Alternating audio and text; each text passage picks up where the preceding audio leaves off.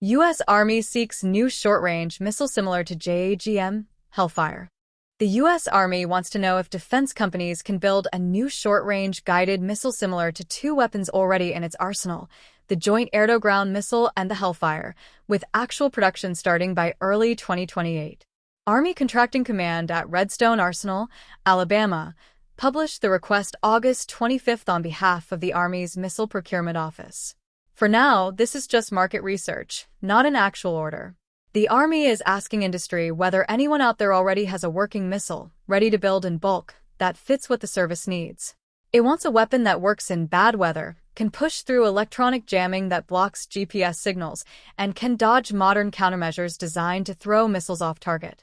The Army laid out specific numbers: a missile that can hit targets anywhere from about 500 meters to 8 kilometers, 5 miles or farther away, and one that can be fired from helicopters, drones, ground vehicles, or boats using a standard launcher.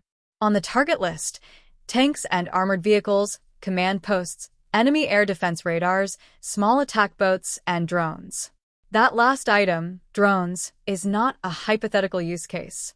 Missiles from the same Hellfire family the Army is describing are already being used for exactly that job, and not just on paper.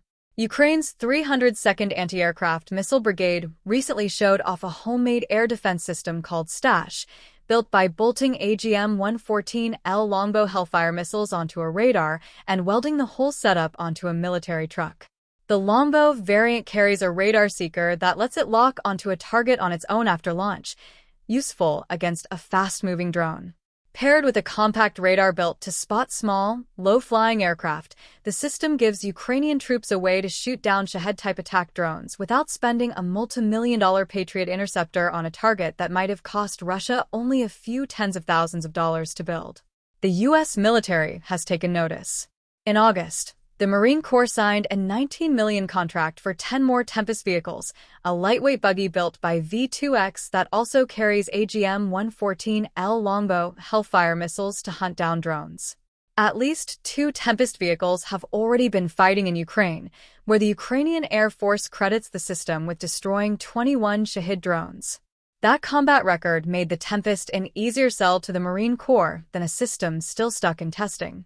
Between STASH and Tempest, the same missile the Army is now describing in its new notice, one capable of hitting targets from 500 meters out to several kilometers, has already proven itself doing double duty, killing tanks and killing drones with the same warhead.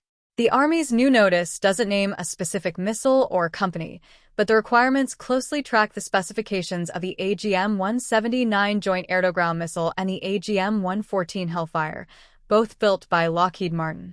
JAGM entered service with the Marine Corps in 2022 and was built to replace 3 older missile types, Hellfire, Maverick, and TOW, with one weapon that can guide itself using either a laser or radar.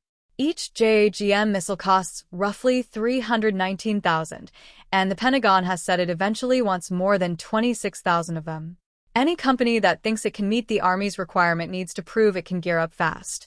The Army wants a contractor ready to start full production by the last quarter of fiscal year 2028, and it wants the first 8,000 missiles, plus spare parts, delivered within 2 years of any contract being signed. After that, the Army wants another 8,000 missiles delivered every year on a repeating cycle,